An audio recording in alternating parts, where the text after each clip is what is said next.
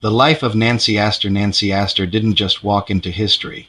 She strutted in like she owned the place. Born Nancy Langhorne in Virginia, she grew up with that classic Southern fire, the kind that doesn't back down just because the world thinks you should.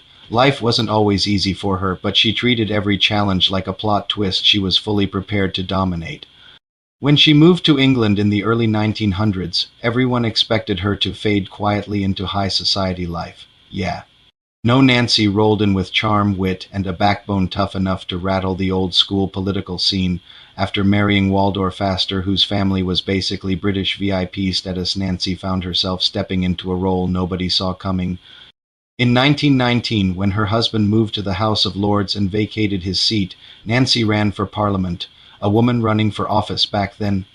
People were shook, but she didn't just run, she won. She became the first woman to take a seat in the British House of Commons, and she did it with her chin high and her sass fully charged. Inside Parliament, she held her ground like a queen. She wasn't perfect and she had some spicy opinions, but you could never say she wasn't bold. She fought for better conditions for women and children, supported temperance, and pushed the idea that women had a rightful place in shaping the nation. The old school politicians weren't ready for her comebacks, but she didn't show up to be liked. She showed up to make change.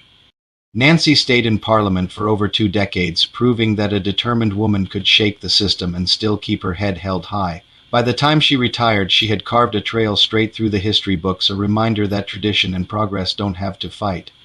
They can walk hand in hand when someone courageous enough leads the way. Her life? A whole vibe, bold, classy, opinionated, and absolutely unforgettable.